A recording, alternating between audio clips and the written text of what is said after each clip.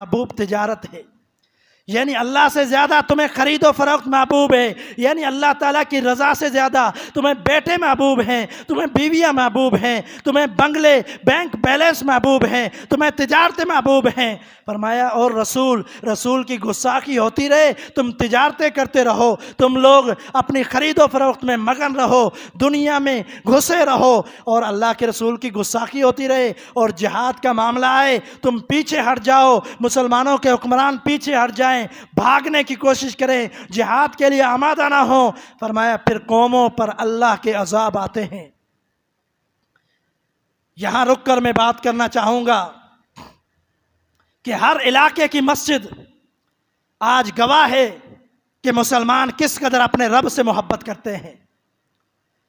پھر روتے ہیں کہ بارشیں نہیں ہوتی اور فصلیں سوکھ گئی ہیں، دعا کرو بارشیں ہوں۔ بارشیں کیسے ہوں؟ اللہ کی رحمت کیسے نازل ہو جب امام صاحب فجر کی اذان کہہ دیتا ہے، آدھے گھنٹے تک انتظار کرتا ہے، 35 منٹ تک انتظار کرتا ہے، کوئی نمازی آئے میں نماز شروع کروں۔ نمازی کو توفیق ہی نہیں ہے، کسی مسلمان کو توفیق ہی نہیں ہے۔ کبھی 2 بندے مل کر 15 منٹ لیٹ کر کے نماز پڑھتے ہیں، کبھی 3 بندے مل کر 15-20 منٹ انتظار کے باوجود کوئی بندہ نظر نہیں آتا۔ خطیب صاحب، امام صاحب اکیلا نماز پڑھ لیتا ہے۔ یہ ہماری کیفیت ہے، اور پھر ہم کہتے ہیں ان کافروں کا منہ بند ہو جائے، پھر ہم کہتے ہیں کہ اللہ بارشیں کیوں نہیں دیتا۔ اللہ کی قسم، یہ جو روش ہے، یہ جو معاملہ ہے، یہ اللہ کے عذاب کو دعوت دینے کا معاملہ ہے۔ یہ میں نے قرآن کی آیت پڑھ دی ہے۔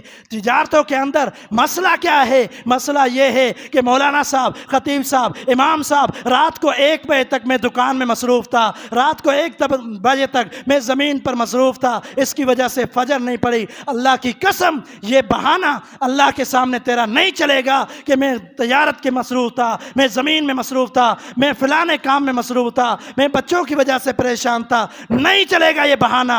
اگر دنیا کے اندر اللہ اس بات پر قادر ہے، یاد رکھو فجر کا وقت ہو، بستر میں پڑے رہو اور اللہ کا عذاب آ جائے، وہاں اللہ کے عذاب سے تمہیں کوئی نہیں بچا سکتا۔ یہ اللہ کے عذاب کو دعوت ہے۔ بے خیالی کے اندر سوئے ہوئے آج یہ اپنی نسل کی تربیت خراب ہو رہی ہے۔ جوان بچے ہو جاتے ہیں، 12 سال کا بچہ، 15 سال کا بچہ، کبھی کبھار باپ تو نظر آتا ہے فجر میں، لیکن اس کا بیٹا نظر نہیں آتا۔ وجہ کیا ہے؟ وجہ یہی ہے، دین سے دوری، تجارت سے محبت، دین سے دوری، دنیا سے محبت، دین سے دوری، ابنا سے محبت، دین سے دوری، اولاد سے محبت۔ یہ جو سارا تجارت کا معاملہ ہے، اللہ کے عذاب آتے ہیں۔ اللہ تمہیں پرکھنا چاہتا ہے۔ جب تک اپنی اصلاح نہیں کریں گے، ایمان کو درست نہیں کریں گے، اعمال کی زندگی بسر نہیں کریں گے، یہ بدبخت ہنود گستاخیاں کرتے رہیں گے۔ ان کو پتہ ہے جو مسلمان بسترے سے نکل نہیں سکتا اپنے رب کو راضی کرنے کے لیے،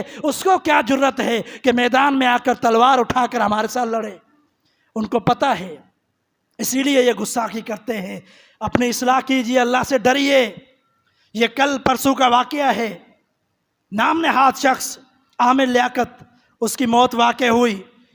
کس قدر اس کا چرچا تھا میڈیا پر، کس قدر اس کے روزانہ نئے نام، نئی کارنامے اس کے میڈیا پر شو ہوتے تھے، لوگ دیکھتے تھے، ہر وقت سرچ کر کے دیکھتے تھے عامر لیاقت کا یہ معاملہ کیا ہوا، اس نے میڈیا کے ساتھ کیا کہا، اس نے علماء کے ساتھ کیا کیا، یہ سارا معاملہ چل رہا تھا۔ لیکن اچانک موت واقع ہو گئی، اس کو پتہ بھی نہیں چلا۔ ایک دن قبل اپنے دوست کے ساتھ ریسٹورنٹ پر بیٹھ کر کھانا کھانے والا عامر لیاقت، دوسرے دن اس کے کمرے سے اس کی لاش ملی ہے۔ بتلائیے ذرا، فجر کی نماز نہ پڑھنے والے اپنے رب کو کیا جواب دو گے؟ یہ بے خیالی کی موت اگر واقع ہو جائے پھر کیا جواب دو گے؟ آج بسترا مجھے پسند ہے، گھر چھوڑنا پسند نہیں ہے، اور میں مسجد میں آنے کے لیے تیار نہیں ہوں، اپنے کاموں کے اندر مصروف ہوں۔ اللہ کی قسم یہی وجہ ہے کہ ہنود بدبخت میرے پیغمبر کی گستاخی کرتے ہیں۔